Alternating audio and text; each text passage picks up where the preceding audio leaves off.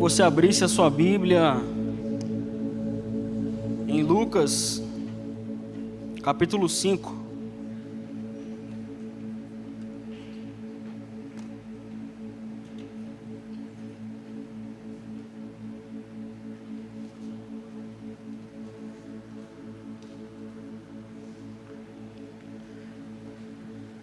Antes de iniciar, quero deixar o convite aqui para todos vocês. Durante a semana, nós temos Em Chamas nas cidades. Queria convidar você para participar juntamente conosco. O que Deus tem feito nas ruas está sendo algo muito poderoso. Nós estamos mudando a vida de pessoas, apresentando Jesus, pregando o Evangelho, salvando o perdido, curando os enfermos, libertando os cativos. Essa é a nossa missão.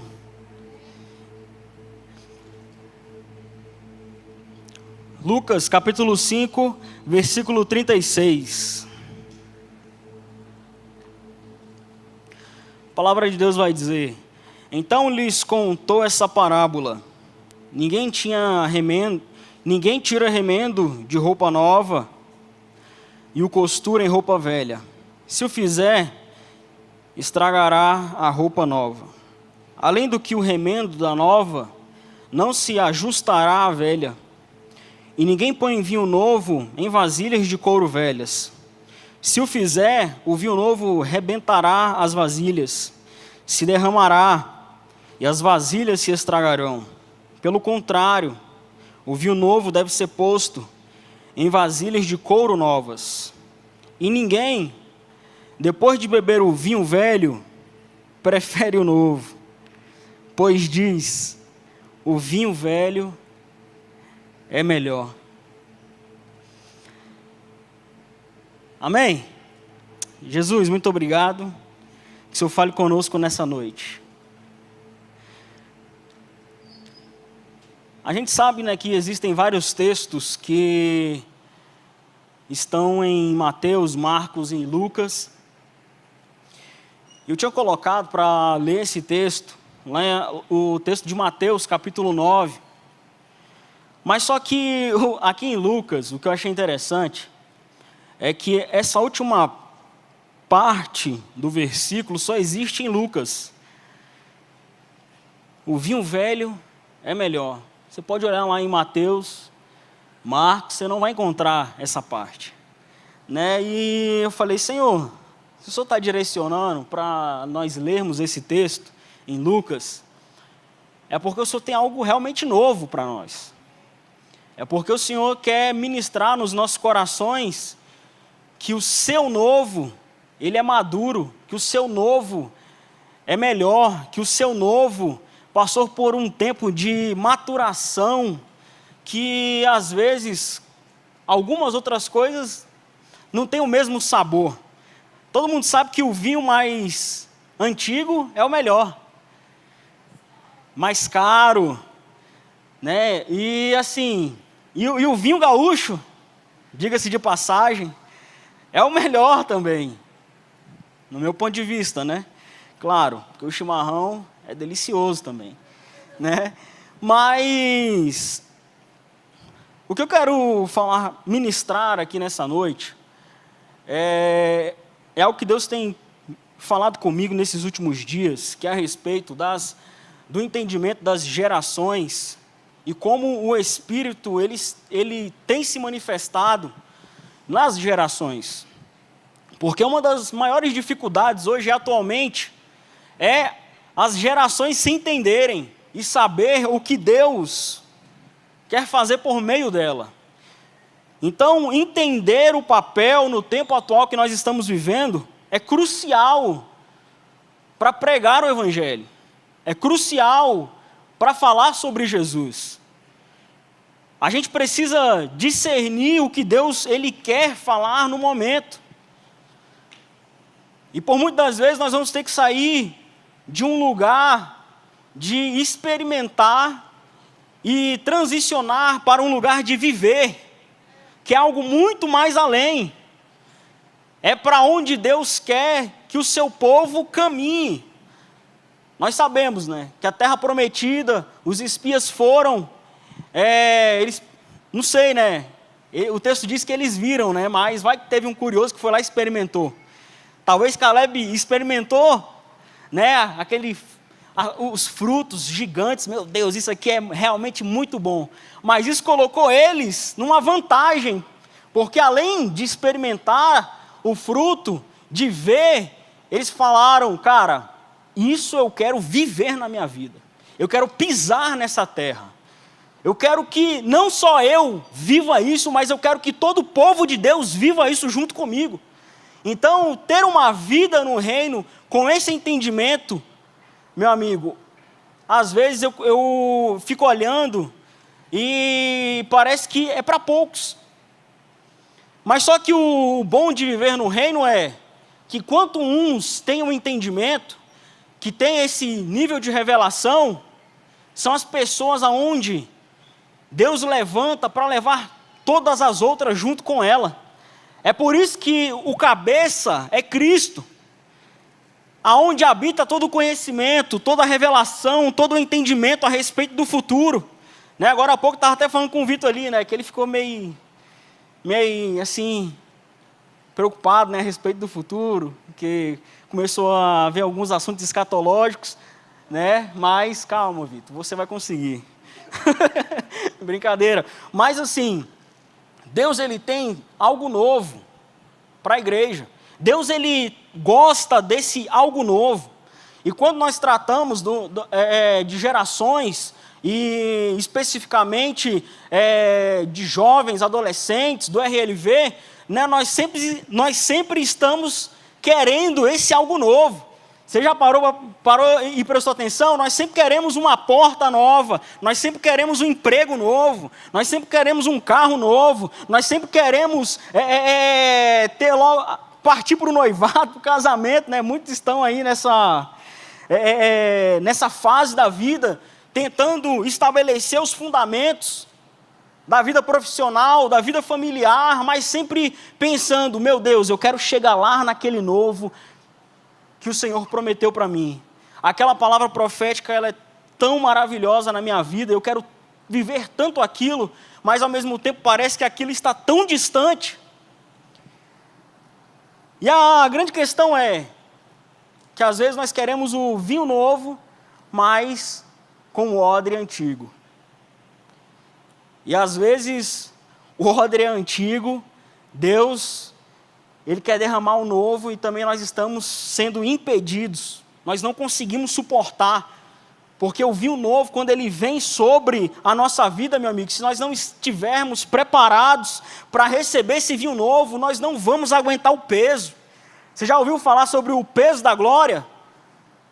É mais ou menos nesse sentido. A glória ela é tão densa, ela é tão intensa, que por muitas das vezes nós temos que nos ajoelhar. Nós temos que nos prostrar, mas isso significa que Deus, Ele é sempre o maior na nossa vida. É um reconhecimento, se ajoelhar é reconhecer que Cristo, Ele é maior e que a glória ela pode vir, porque quando nós nos ajoelhamos, nós estamos sendo sustentados por Deus. Então, se ajoelhar é se colocar num lugar de receber não apenas o vinho novo, mas de receber o odre novo. Então, eu queria dizer para vocês, existe uma grande questão no ar, né, pelo menos nos últimos meses aí para trás, em relação à guerra, né, das gerações, né, o tal do, como é que é o termo lá? Crise? É isso mesmo? É, né? É, Vitor? Mas, vamos lá. A geração X, ela é uma geração que são as pessoas que nasceram entre 1965 e 1981. É logo a geração que vem ali depois dos baby boomers, que são aquela galera hippie, né, que escuta aí The Beatles, essas coisas todas aí, você vai entender um pouco disso, mas essa geração ela foi marcada pelo homem na Lua, lá em 1969, em 20 de julho de 1969, o homem pisou na Lua. A criação da ARPANET, para você que não conhece, lá em 1969 também, esse foi um embrião da internet, meu amigo, isso tudo que nós estamos vivendo hoje, partiu lá de 1969, com a ARPANET, o início da ditadura militar também. Eu acredito que todos vocês estudam isso, né? Eu não me lembro mais muito bem, porque faz muito tempo. Brincadeira, que eu saí do... Mas assim, em meio a grandes acontecimentos como esse, na geração X, acontecimentos sociais, políticos, as pessoas gostavam de viver em grupo, era uma característica. O relacionamento interpessoal, né? As pessoas queriam ter um sentimento de serem livres, de serem independentes. As pessoas eram apegadas a cargos e salários, profissionalmente mesmo. As pessoas, elas tinham uma fixação por isso, como se o motivo delas fossem uma posição numa empresa. Vários filmes vocês podem ver dessa época, que as pessoas, elas se entregavam de uma tal forma ao trabalho, meu amigo, que a pessoa não tinha nem tempo para a família, mas é porque o que definia a identidade daquela pessoa era o quanto que ela ganhava e o cargo que ela exercia na empresa. A geração Y, que são os millennials, 1982 a 1994, são as pessoas que nasceram entre essa data, 92 e 94, são millennials. A inovação chegou. É aonde a gente começa a ver uma mudança de característica, pessoas mais sensíveis, impacientes, sem força de vontade, dão valor ao trabalho, ao crescimento na empresa também. Mas os desafios são outros aqui. Elas estão buscando também um reconhecimento, mas também é uma geração onde a arrogância, o egocentrismo estão impregnados nessas pessoas. A opinião delas é a única que importa. Lá em Provérbios 16, Provérbios 16, versículo 5 diz: abominável é ao Senhor todo arrogante de coração. Se você vê uma pessoa arrogante, meu amigo, você pode ver que Deus vai tratar. Você pode ver também uma característica dessa geração, é que as minorias, elas definem o que a maioria deve pensar. As vozes dessas pessoas, elas têm uma capacidade de formar um grupo ali de 10 pessoas e dizer que aquilo é a verdade. Olha só. Essa geração, ela desfruta do avanço tecnológico da geração anterior. Existe uma verdadeira necessidade nessas pessoas de sempre estarem nos holofotes. O feedback é a sua motivação. A validação é algo importantíssimo para elas. A performance nem se fala, é muito valorizada, exigindo que as pessoas sejam alguém que não são de verdade. É uma geração sem identidade nenhuma, cuja maioria não tem boas referências e nenhuma família estruturada. É possível ver que essa geração é vazia de algo. A todo momento eles estão tentando se encontrar. Eu vou dizer para vocês, eu nasci nessa geração, mas muito dessas características aqui não caracterizam a minha vida. Mas eu tive que lidar com muito dessas características. Eu tive que pedir muita graça de Deus, muita misericórdia de Deus, para eu conseguir vencer. Eu acho que todo mundo tem um problema em reconhecer quem é de verdade, no final das contas. E uma coisa que eu pude entender é, se eu não sei quem Deus é de fato, eu não vou saber quem eu sou nele. E eu vou ser muito escravo do que as pessoas estão pensando a meu respeito. As pessoas, elas sempre estão tentando menosprezar o que você está fazendo. As pessoas, elas estão paradas, vendo o que você está fazendo, e elas vão tentar desmerecer. Mas quem não tem uma identidade firmada em Deus, vai sofrer muito com isso. Isso é a geração Y. Quem são os millennials aqui? Levanta a mão. Credo. E a geração?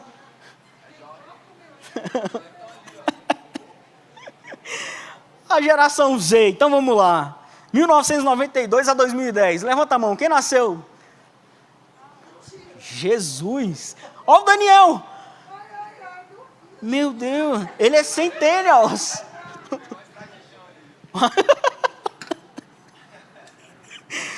Olha, muitos que fazem parte dessa geração Y estão vivendo junto com pessoas da geração Z, como eu, né? Então eu e o Daniel, né? Conectados aí pelo reino.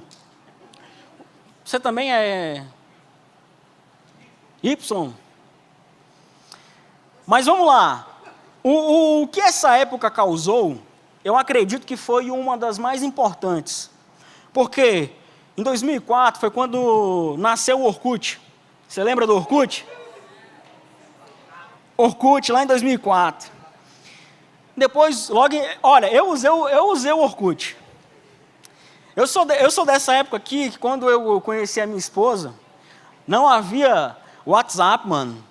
Era mensagem de texto. Né? E eu assinava um plano telefônico, pastor, para me ficar trocando mensagem. Camisa rainha, ó. MSN. Mas assim, logo em seguida...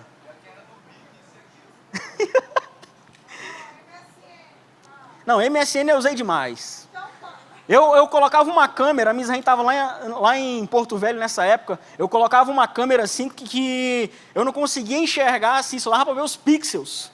Assim, eu ficava me esforçando, né, para ver a Miss Rainha e ela também, para você ver. Logo em seguida, vem um gigante, vem um Facebook. Revolucionou o conceito de relacionamento online. Quanto mais pessoas conectadas com você, mais influente você é digitalmente. Possibilitou o mundo inteiro se conectar. O Facebook, ele revolucionou. Eu sou da área de TI, eu sei o quanto que o Facebook, ele causou no mundo inteiro. Em 2004 também, nasceu o MySpace. Não sei se você se lembra dessa rede social. MySpace. Ressuscitando. Mas em 2005 surgiu o YouTube. A maior plataforma de vídeo reconhecida e mais valorizada mundialmente no globo terrestre. Aonde deu voz a muitas pessoas e ainda, né, proporcionou emprego de youtuber para várias pessoas. Esses dias eu vi uma reportagem de um menino adolescente jogando Free Fire. Irmão, eu queria ser bom para jogo assim. Porque, rapaz, o menino, BMW, helicóptero, tudo isso, cara, fazendo um vídeo no YouTube. E assim, se você parar e prestar atenção, o sonho do brasileiro, às vezes, é ser jogador de futebol. Era, exatamente, salários galácticos. Mas, o YouTube, meu amigo, tem revolucionado também nesse sentido. Mas vamos seguir aqui, senão eu não vou dar conta. Twitter. Eu acredito que todo mundo tem uma conta no Twitter. Mas eu sou da área de TI, eu fiquei meio assim, né? Eu excluí algumas contas minhas em algumas redes sociais, né? Por conta de vazamento de dados. Às vezes algumas pessoas são mais, né, precavidas que outras. E eu cancelei a minha conta. Mas em 2009 veio o WhatsApp, meu amigo. Essa foi, acho que, a melhor invenção da face da Terra. WhatsApp. Hoje você... Meu amigo, a dificuldade que eu tinha de ficar falando por mensagem, meu amigo. Fazer ligação. O plano meu de celular era 1 centavo, 1 minuto. E eu, uau! Ficava 1 hora falando com a Miss Rainha no telefone. Mas o WhatsApp, ele veio para quebrar todas as barreiras também em relação às mensagens. O Instagram, hoje, proporciona fotos de alta qualidade, mostrando que as pessoas não são de verdade. TikTok. Várias pessoas aí têm um TikTok, né? O Vitor aí, ele conseguiu vários seguidores, ele disse. Milhões, né, Vitor? Foram 1.000 e poucos. Aí. Olha aí. Cara, mas assim, vamos lá. Essa geração, ela não consegue viver sem internet mais. Não consegue. Se eu, vou dizer, confessar para vocês que já é difícil para mim, imagina para essa geração, para o Daniel.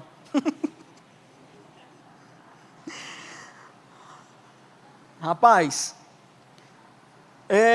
depois dos centennials aí, existe uma nova geração que está sendo estudada ainda, traçada o perfil, que são os que nasceram depois de 2010, que é a geração alfa. A Mariá, meu sobrinho, né? Quando meu filho nascer, eu não sei se ele vai fazer parte ainda dessa geração, mas o que eu quero dizer para vocês dando essa pequena introdução, é que as características dessas gerações, elas foram importantes, porque cada geração serviu à próxima geração. Cada descoberta serviu para o avanço da próxima geração. Hoje nós não teríamos isso, câmera, filmagem, todos esses aparatos tecnológicos, se pessoas não estivessem num lugar para receber esse tipo de conhecimento. Porque, cara, tudo que acontece debaixo do céu veio de quem? Do Pai das luzes, onde pessoas receberam um alto nível de inteligência e criaram as coisas.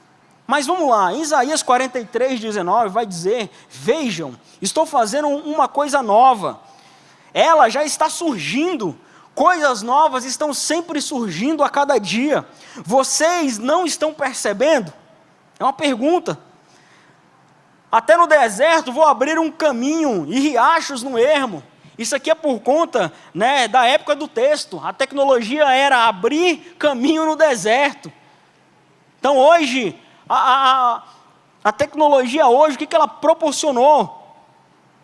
Isaac Newton disse: se eu vi mais longe, foi por estar sobre ombros de gigantes.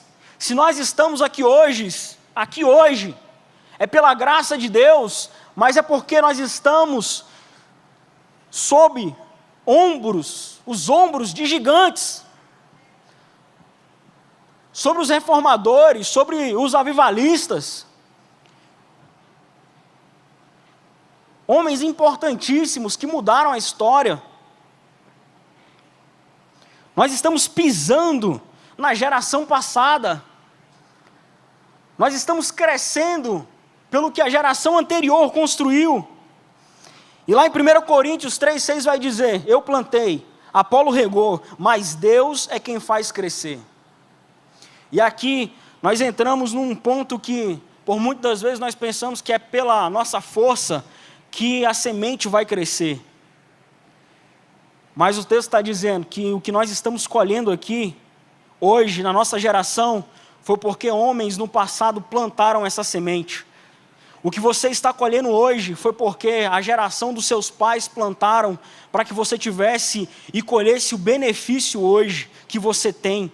Seja grato por isso, pelas pequenas coisas. O texto disse: eu estou fazendo uma nova coisa, está surgindo nessa geração. E toda pergunta feita por Deus é uma brecha para que algo sobrenatural aconteça. Então, quando Deus ele começa a perguntar: o que você quer que eu faça para você? O que você quer que eu faça nessa estação, né? O bispo até lançou o vídeo nesses dias, lembrando a gente novamente: olha, o que o Senhor for fazer nessa geração, eu quero participar junto.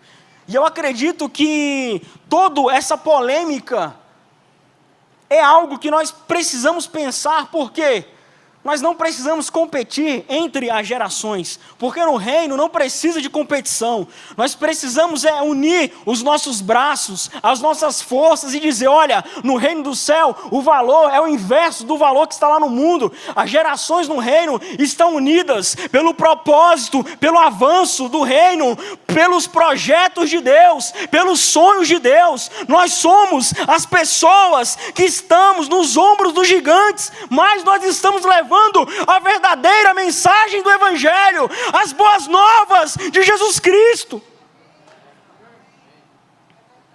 Eu consigo entender que cada geração ela é um odre. Cada geração ela é um odre que recebe algo específico da parte de Deus. E nós precisamos entender o que Deus está derramando. Deus não vai derramar, Deus está derramando, porque o Espírito está presente. É uma grande diferença, que a gente precisa entender, que Deus está derramando, mas também é um outro nível que nós precisamos acessar de entender o que Ele está derramando. Porque muitas vezes nós queremos fazer o que não está no coração de Deus. Nós queremos forçar que a porta ela se abra, mas Deus não quer que aquela porta se abra. O Bill Johnson mesmo disse nesse último livro dele que, olha, se várias portas, né, ele tem um contexto lá da história dele, mas é como se ele dissesse assim, olha, não é porque se abriram 10 portas que eu vou ter que passar pelas 10. Mas eu vou ter que ter a sabedoria necessária para saber que eu vou passar por uma dessas portas. É a sabedoria que a idade da geração traz. Talvez chegou a hora de trocarmos o nosso odre. Você está vivendo nesse tempo com o odre da geração antiga, por mais que você tenha nascido na geração passada, meu amigo, mas a geração atual, Deus quer fazer algo novo para esse tempo, para esse momento, usando os seus filhos aqui na terra. E Efésios vai dizer lá no capítulo 4, versículo 13, até que todos alcancemos a unidade da fé e do conhecimento do Filho de Deus, e cheguemos à maturidade, atingindo a medida da plenitude de Cristo. O propósito é que não sejamos mais como crianças, levados de um lado para o outro pelas ondas, nem jogados para cá e nem para lá, por todo o vento de doutrina e pela astúcia e esperteza de homens que conduzem ao erro. Antes, seguindo a verdade em amor, cresçamos em tudo naquele que é o cabeça, Cristo. Pecamos por não entender quem é o cabeça. Não entendemos qual que é a medida da plenitude de Cristo que quer se manifestar neste tempo. Cada um carrega uma medida exata. Cada um tem um odre que é cheio de acordo com essa medida que Cristo derramou. É por isso que as pessoas elas são diferentes, porque carrega uma porção diferente de Cristo. O corpo, ele é corpo por partes diferentes. E às vezes nós queremos ser a mão direita, sendo que nós somos a esquerda. Nós somos o olho esquerdo, mas querendo ser o direito. Deuteronômio 4:9 vai falar apenas cuidado. Muito cuidado, 2 vezes a palavra cuidado. E se a palavra de Deus repetiu, é porque nós devemos ter cuidado. Para que vocês nunca se esqueçam das coisas que os seus olhos viram. Conservem-nas na memória por toda a sua vida. Contem-nas a seus filhos e a seus netos. Relembrar do que Deus fez no passado, contar para a futura geração, porque Deus vai continuar fazendo ainda obras maiores, coisas superiores, milagres maiores. Não é porque ainda o milagre não aconteceu que Deus ainda não possa intervir no nosso meio. Não é porque ainda o avivamento ainda não se manifestou que não pode ainda acontecer ainda neste ano, nessa geração, aonde você nasceu, na família que você nasceu. Deus quer se manifestar com uma porção muito maior, muito mais sobrenatural, muito mais poderosa por nós, através de nós.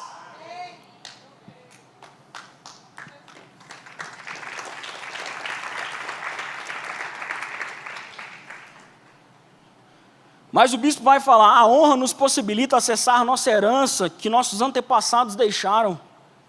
Honrar as pessoas. Se desonrarmos nossos pais, caminharemos em círculos.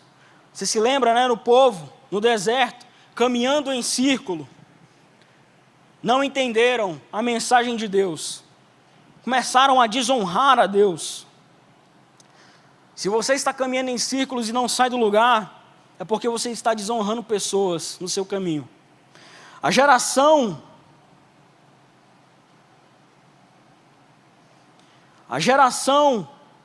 ela precisa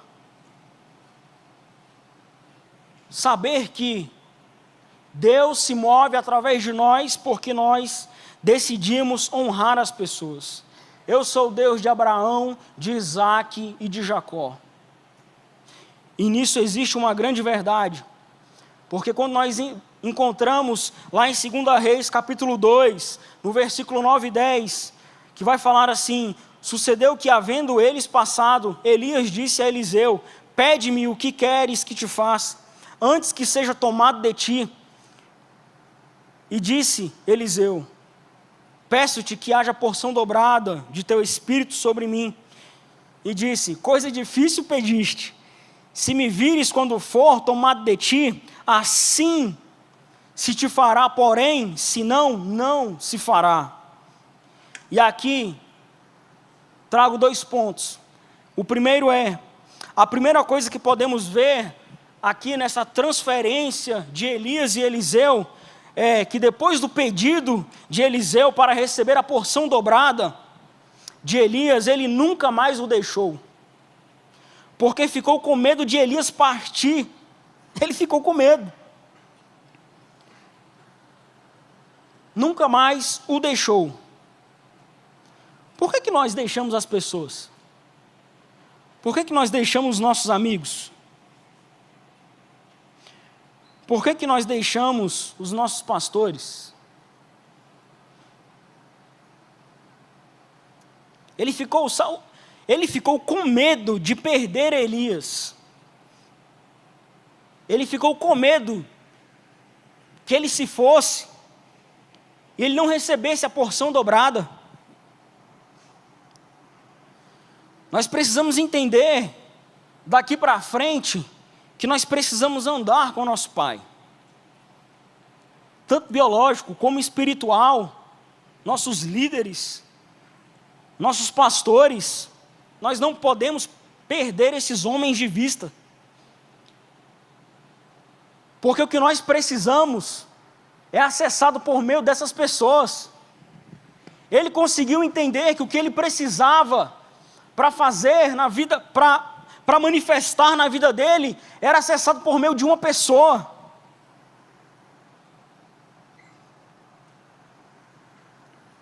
Esse negócio aqui está me dando trabalho.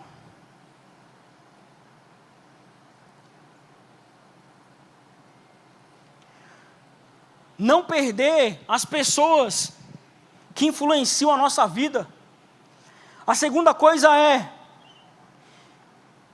que a geração que está sendo promovida, ela precisa estar vendo como a geração que está transferindo a unção está executando, administrando os projetos divinos aqui na terra. Sabe por quê? Porque quando nós estamos caminhando com uma pessoa que tem mais experiência que a gente, significa que nós estamos aprendendo com ela. E nisso existe algo muito poderoso, porque se a gente só pensar na promoção que aquela pessoa pode trazer para a nossa vida, sem ver como ela está fazendo, como ela busca Deus, Deus coloca essas pessoas no nosso caminho, para que a gente aprenda como acessar a Deus. Andar com pessoas mais experientes, é entender como o reino funciona, como é acessar uma porção maior, é ver, é aprender. É por isso que muitas das vezes a gente precisa ficar mais calado do que falando, porque calado nós aprendemos mais.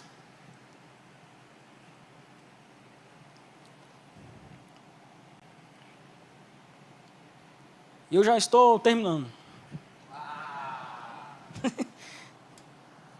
Você vai entender tudo isso aqui que eu estou falando. Crê em Deus. Porque lá em 2 Timóteo 2, foi um texto que eu meditei essa semana. Vai falar bem assim: suporte comigo os sofrimentos. Paulo dizendo para Timóteo: suporte comigo os sofrimentos, como bom soldado de Jesus Cristo. Nenhum soldado se deixa envolver pelos seus negócios da vida civil, já que deseja agradar aquele que o alistou. Eu creio que essa parte do texto está dizendo que a gente não deve perder tempo se envolvendo com as coisas do mundo, perder tempo com coisas desnecessárias. Nós somos soldados de Jesus Cristo. Todo mundo aqui participou do conjunto das crianças, né? Soldadinhos de Jesus. Vai saber disso. Mas o texto ele continua dizendo assim: semelhantemente, nenhum atleta é coroado como vencedor. Olha essa parte do texto. Nenhum atleta é coroado como vencedor se não competir de acordo com as regras. Isso aqui é Novo Testamento. E essa semana isso quebrou as minhas pernas a respeito de algumas coisas que eu estava pensando. Sabe por quê? Todo lugar tem regras. Na minha casa tem regras. Se você ir lá, você vai ter que respeitar. Na casa do pastor Vinho tem regra. Quando nós vamos lá, a gente tem que respeitar. Na igreja de Jesus, não é porque nós vivemos acessando a graça de Jesus que não vai ter regras. Mas Paulo está dizendo, para você, soldado de Jesus, se tornar um vencedor, você precisa competir de acordo com as regras. Sabe o que isso significa? Que o processo que você está tendo com Deus tem uma regra a ser seguida, tem um padrão do céu para ser seguido. Nada é bagunçado no reino de Deus. Nós precisamos se adequar ao Evangelho, nós precisamos se encaixar nesse livro. Ele não vai se encaixar no nosso padrão, mas nós temos que nos encaixar, ser comprometidos com a palavra de Jesus. Nós temos que respeitar os princípios para ser bem-sucedido, para acessar uma graça maior, um favor maior, um milagre maior. Nós não acessamos porque nós não cumprimos o Evangelho de Jesus. Nós esquecemos que o verdadeiro Evangelho está aqui nessas páginas, viva, eficaz.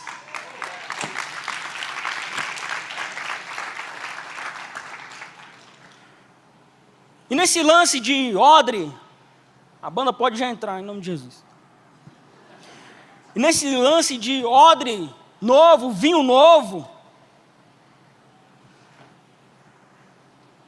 traz um significado para a estação que nós estamos vivendo. Assim como é na moda, você não pode andar fora da moda às vezes, demais. Tem uns que sofrem, né, pastor Vini?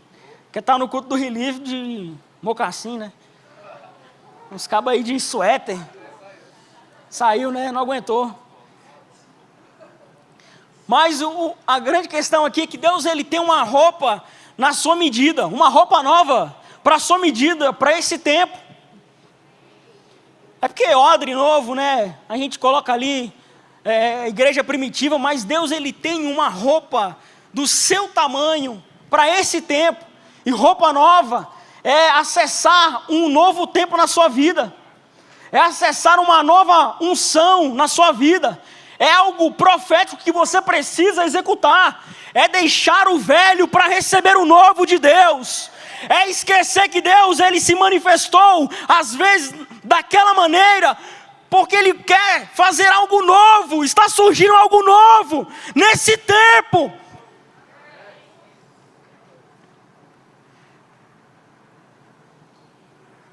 Mas para não ficar só nisso, você já viu aquele filme Justiça em Família? Alguém já assistiu esse filme? Está lá na Netflix, né? Olha, pastor, pode anotar o nome aí. Eu também assisti.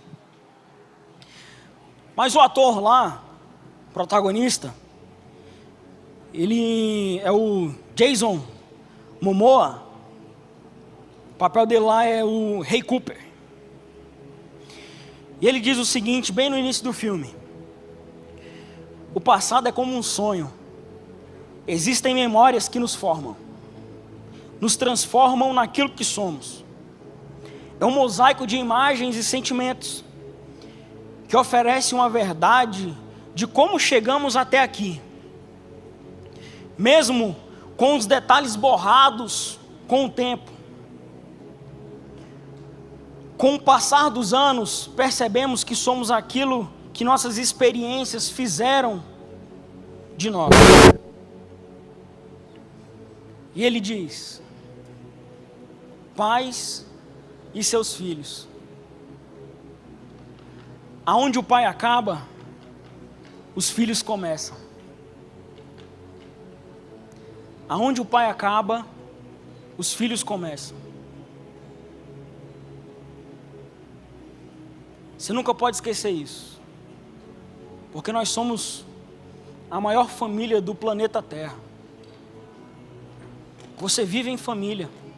O nosso ecossistema foi criado para viver em família. E aonde os pais da geração passada terminaram, foi aonde os filhos dessa geração começaram. O nosso comprometimento como igreja do Senhor é replicar o verdadeiro DNA de ovelha, para dizer: quando nós acabarmos, vocês darão continuidade. João 16 vai falar: mas eu lhes afirmo que é para o bem de vocês que eu vou. Se eu não for, o conselheiro não virá para vocês. Mas se eu for, eu o enviarei. Quando ele vier, convencerá o mundo do pecado, da justiça, do juízo. Do pecado, porque os homens não creem em mim. Da justiça, porque vou para o Pai. E vocês não me verão mais. E do juízo, porque o príncipe deste mundo já está condenado. Se coloque de pé em nome de Jesus.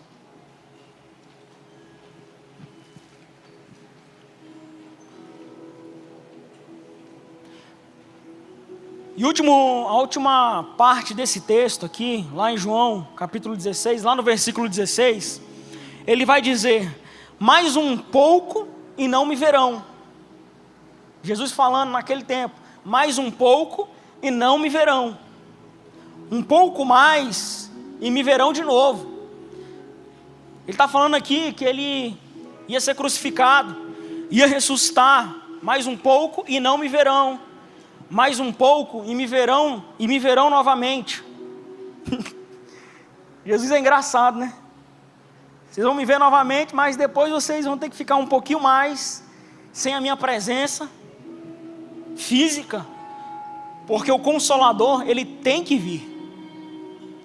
Sabe por quê? O Consolador, ele tem que vir porque ele é o único que convence o mundo do pecado. Ele é o único que tem a capacidade de transformar a vida de pessoas.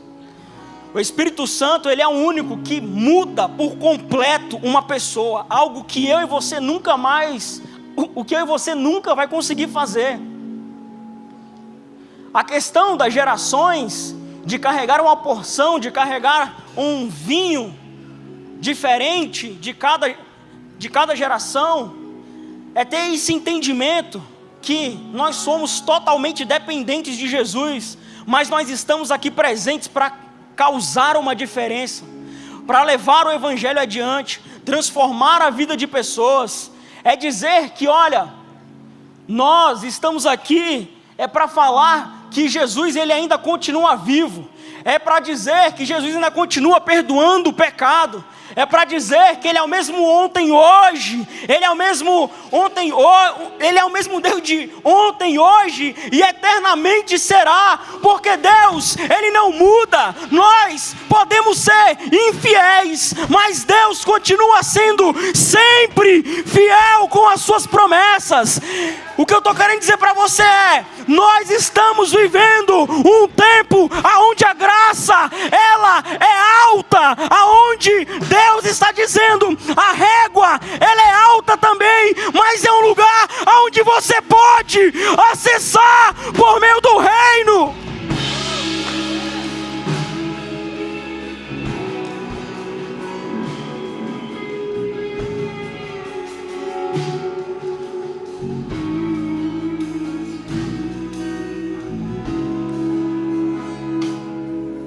Eu queria que você fechasse seus olhos nesse momento.